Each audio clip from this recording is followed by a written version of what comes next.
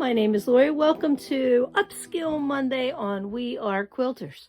Today, we made these flowers a couple weeks ago with a hand-covered button in the middle and lace as a flower. Well, today we are going to make a different kind of flower. It'll have a button in the middle, but it is not going to have lace. We are going to use ribbon. Now, originally, a friend of mine gave me, when I retired from right before I retired from teaching, she gave me kits to make bookmarks. And she had done these with her Sunday school class, and they sewed a button on a button and then different layers of ribbon, different widths together. And I don't know if you've ever been in a 5th grade classroom with regular 5th grade children, but they try to stab each other. And if you use hot glue, it's another whole nightmare. So these didn't get made because I didn't have a helper mom because all the COVID stuff. And so I have these short pieces of ribbon that can be made into flowers. And she also provided buttons. And you're thinking, why didn't you give these to another teacher? Because I didn't have a teacher friend that was sewing at the time.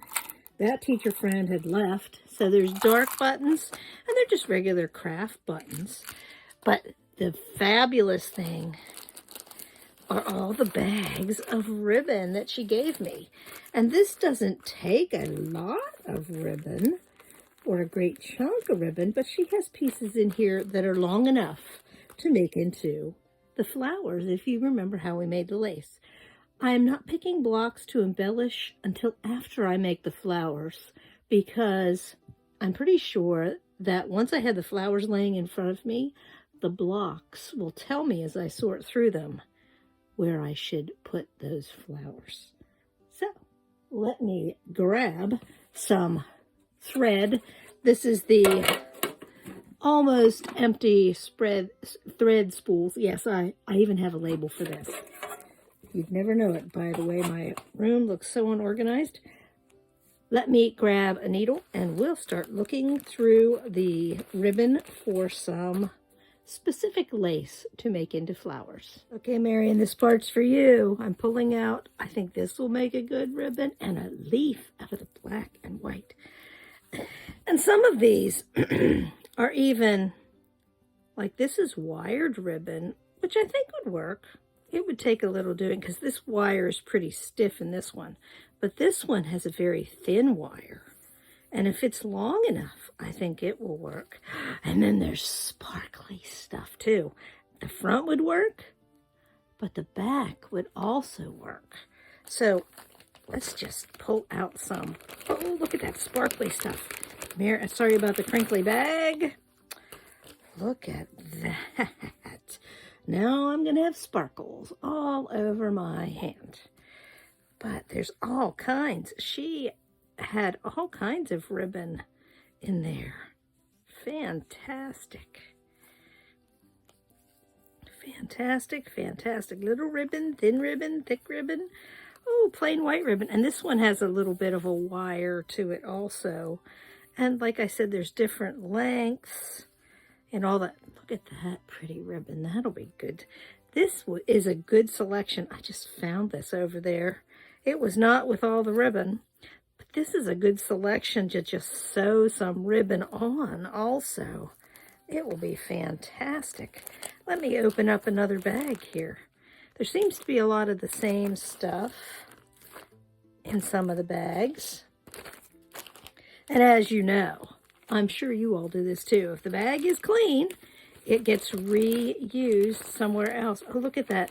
Look at that rainbow ribbon. That is fantastic. Is that a like tie-dye ribbon? What? Let's check that out. I think it, oh, it's pink and, oh, wow, it looks like flower petals. I don't think it's quite long enough, but fantastic. Is there another one of those somewhere? Let's keep looking. Ooh, Lots and lots of stuff.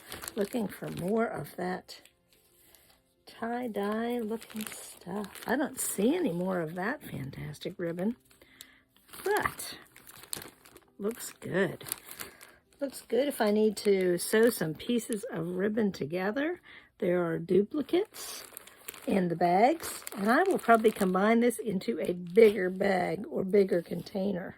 So let's get started on making a flower. I'm going to take this over to the machine, and I'm going to stitch the two ends together so that I don't have to worry about the fraying mess after the flower's made. Be right back. Okay, I have stitched it. I used a fairly small stitch because I'm going to trim this off, and that should keep it from fraying. And I'm trimming it fairly close, like 1/8 of an inch, because I don't want it to worry about pieces sticking out. Then I'm going to go to my thread. I need something to gather it, but it's always best if you have thread available to use a matching color for things like this, even though it should get all covered up. Okay, I have my needle threaded. I don't have like what my grandmother would call a lazy man's thread on there. It's long enough. It's about 1 foot long. So now I essentially have a circle, and I want to turn the circle outright. And if you're feeling brave, you can press it with an iron, but some ribbons, just giving you a warning, some ribbons don't take well to being ironed. So I'm going to start where my seam is, flipped inside, and I'm just going to do a running stitch, about 1/4 of an inch per stitch, because this is my gathering stitch. It is not meant to be anything else but a gathering and stay stitch.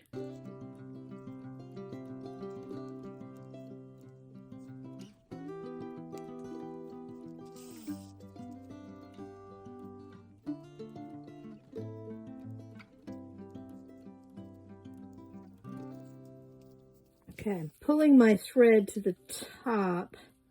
You could do either to the top or the bottom, and then I just want to pull it in tight. Look at that cute little, almost a flower. It doesn't have a center yet. So I'm going to use that same, I let the thread on there, keep it pulled tight, and I'm just going to stitch from side to side so that it stays pulled in there tight a couple times. And I'm just going to keep it right in the middle so I don't have any threads sticking out. I'm going to do that like 3 or 4 times because this is not as, it's got a lot more body than lace, so it wants to escape. Now this grosgrain with little polka dots, my grandmother loved polka dots. I think they're okay. They are not my, see how there's a little gap there? I'm going to pull that in. I think this is stitch number 5.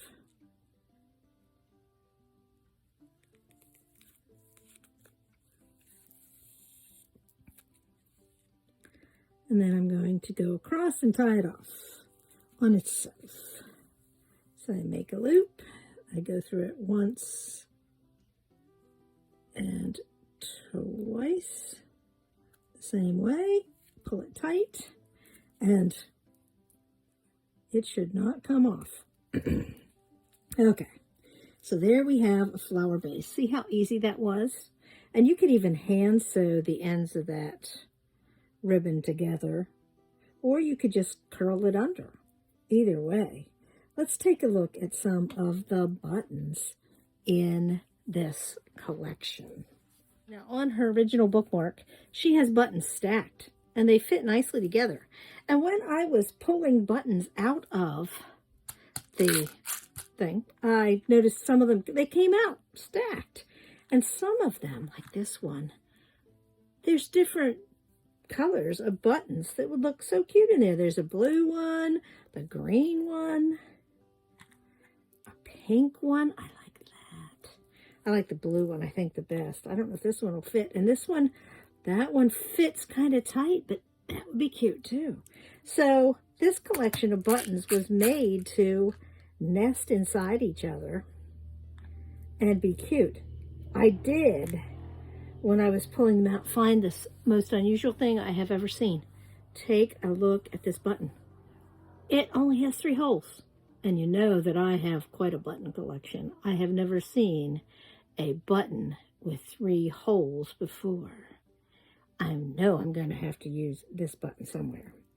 So let me dump these out so we can just take a quick look through them. Marion, I hope you're drooling. Oh, there's one with a little ruffly edge. This is quite an interesting little assortment of buttons. Oh, there's one that it must have been added because it has thread through it. Let's get rid of that. Usually one of the first things I do, or maybe my friend, cut it off of something else. But one of the first things I usually do when I buy buttons at a yard sale or somewhere else is to remove all the pieces of thread and old clothing. That brown one is pretty plain, but if we add a little tiny, look at that, oh, and it fits right in there. So this collection of buttons, I didn't know if you could see that amongst all the other buttons. I'm going to set that one aside too. So this collection of buttons has quite a few that are specifically made to fit another button in them. Like they have a ridge. There's a green one. That would be cute with, oh, what was it? There's a pink one that could go with it. Woo-hoo-hoo. Set those aside. So let me clean up my button mess and we can get to finishing up this lovely little flower. I have some little button combos sitting out here that I'm planning on using today. Maybe not on this one, but you don't know until you audition. And this is half of the fun. Half of the fun. So there I have my petals. Oh, that one looks cute. Does, it looks good. Oh, that brown, even though it's kind of blah on its own, it looks cute there. So that's a possibility. Green and light pink. Yeah. And the last one, green with blue. Oh, decisions. Which one? Which one? I think it's going to be the green and the blue for this first one, because I'm only making one flower on camera today because I'm getting some other things ready to do. Now, this has a blue center, so I want to put blue thread. You could do it with something that is bright and colorful, but I want that part. It's a personal preference. Sorry, I just caused an earthquake by whacking into the camera stand. I want something that's going to sort of match. If I can't find anything in my almost used up thread that will match or be close, I think I'll use this Robin's egg blue. I think that'll work. Not exactly matchy, but close enough. See, that would be cute too. Maybe I should just try it with that. See how it goes. Now, I know that these buttons, one is a 4-hole and one is a 2-hole. So I'm going to sew the 2-hole button on first, and it won't matter if it matches or not because it's going to be all covered up.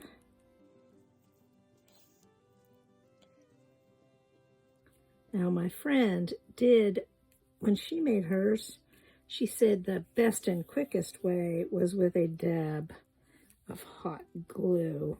But I am not gluing things that are going to go on a quilt because if I ever have to wash it and dry it being the key, hot glue is not going to really survive the dryer very well. So I'm going to, there's the button on there. Let's go for the next button. And it doesn't need much to hold it on. It just needs to be held on. So let's make an X on this little button. This ought to be the challenging part, is sewing down through the button to hold on the button. I'm going to try something here. So, oh, I was going to do an X. So, if I line up the holes, if I do an X, I'd be better off. Let me undo where I put the button on the needle. If I do an X, I will be better off. So, if I line it up like that, and if I put one thread there, so it's kind of like a bead almost. That's another way you could fasten the buttons on too. And I'm going to try to work down through that hole. So I already there you go. And that will hold the button in the center of the button. I'm just going to make sure it's pulled tight, go to the back, and tie it off so that it does not come off. Loop twice. And I think because that sticks up, I'm going to do that a second time. Better safe than sorry. Now, there we go. Cute little button. And I think that I'm going to, with this other ribbon, I'm going to make a couple leaves and bring them to the back. So I'm just going to take the end, make a loop, bring it to the back, and I still have my thread there. So I'm just going to sew that loop so it sticks out.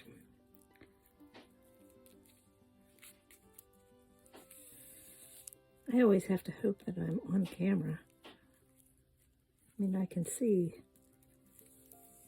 if I am or not, but whether or not I remember to look up. And I'm going to run my needle out here and tack that so it stays in its spot.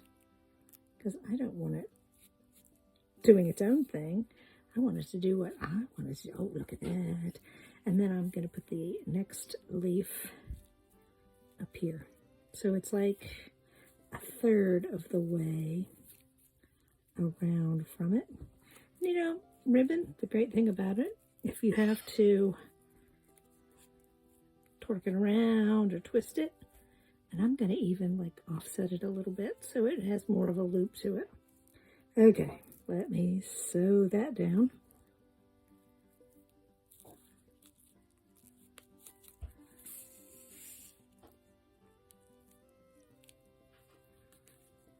These stitches don't need to be pretty because we're on the back. They just need to hold it in place until you put it on your quilt block.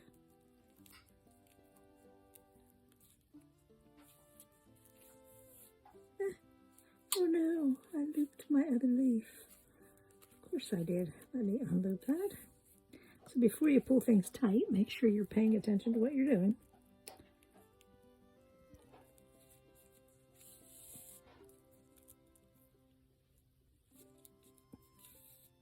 Make sure I have no big things on the front. And I'm going to cut that piece off so it will be in the back. And there we have. Let me knot this. It bothers me when I'm. Here's somebody running a chainsaw. That is not Daniel today. It's Sunday morning. Since we are retired, we do not need to terrorize the neighborhood with a chainsaw on a Sunday morning. And there it is, the cute little button, ready to be sewn on. So now I have a lace button and a ribbon button. I'm going to make some more of these and sew them onto blocks that I will show you on next Monday or on Friday. And now to everyone's favorite part of the Monday show for February, show and tell. I still have a lot of these blocks to share, and today I'm going to share two. I see on the back of this that this was embroidered by a machine that right on top. So it wasn't like the angel last week. Here it is. It wasn't like the angel last week that they embroidered it as separate standing, and then sewed it on like this. This is sewed on top. So they put this little flower that was cut off of something else, I'm sure, and then they added little crystal beads to it, and then some very nice hand embroidery and more hand embroidery. That's fancy. And a machine embroidery angel, very simplistic angel. And here we have some very small yo-yos with buttons, some butterflies. Oh, look at that fancy hand embroidery. Somebody took a lot of time to do that. There's a lot of little lazy daisy stitches and French knots and beads. That is fantastic. And it's long. It's like a foot long. And then near the snowflake fabric, they put silver snowflakes with a white sequin and a little white bead. Very nice. And then this is a trim, this purple right next to the purple, but it is a nice long piece of ribbon trim with an extra three-dimensional thready edge. I don't know if they added that edge. I don't know. It's hard to tell. It's very cute though. And then lazy daisies going either way, little flowers like a scallopy shell. It's an L for Lorrie. Somebody put that on there. And then they trimmed it out with rocaille beads to frame it. That makes it even cuter yet. It looks like cross stitch, but it really is not. Let me move the camera over a little bit so you get a better look at it. Looks like cross stitch. Embroidery machines have patterns that look like cross stitch. It may be cross stitch on that checkerboard. Let's look at the back again. Yes, it's not machine cross stitch. It's hand done cross stitch on that little gingham board. Wow, that's even cooler than I thought it was. And then last, we have a colored version of lace, like I cut from the lace collar one week. Fantastic. Are you ready for number two? This block, it was basically a piece of satin brocade, and I put it onto the muslin foundation so it would have some body, and that was all I did to it, and sent it off on its way. This middle part, I did this middle part too. I bought this at a yard sale for a dime or a nickel. It did not have the embroidery in the middle. It was just a hand crocheted doily with a center patch. So I put the flower on it, then I put it on here and sent it off. That's all I did to it. So people did some very interesting things to this block. They made, let's see, we have beads everywhere. There's beads here, and they're a bigger bead. And they have different colors, and then there's some here and here, little piles and little beads here. And then they appliqued little birds. There's a bird here, and there's a little chickadee here. Appliqued some birds. And then they made, there's one with more of those beads. They used a piece of lace and made a partial flower and beads. Partial flower and beads as part of the flower. There's also a little bit of lace here on top, which adds to that. And then there's a part of a doily that somebody did, and that was probably the part they could salvage with hand crocheted trim. And then somebody added some little ribbons with a bead here and a bead there. There's 3 of those on there. And last, well, nope, not last, because there's this edge too. It has some lacy trim. It has a piece of grosgrain ribbon. And then on the grosgrain ribbon, they did 5-petal little lazy daisy flowers. I'll probably add a bead or 2 to the middle of each of those sometime in the future. And then another piece of lace down the grosgrain ribbon. And last but not least, look at this. And I haven't seen these for a while. I wish I'd seen this sooner. It would have given me something to show you when I did the lace flowers. This has like a fuzzy puff ball instead of a button. Isn't that great? And it needs tacked down a little bit along the edges. So maybe a bead here and a bead there to just tack it down, because it is. Oh, they did sew it down every once in a while. So a little bit more sewn down would be great there too, I think. But there it is, the second block. These blocks are fantastic. They all have such a different personality. So I hope you have enjoyed this version of Upskill Monday. And I will see you back here for Build a Block Wednesday. Thank you for watching. Have a nice day.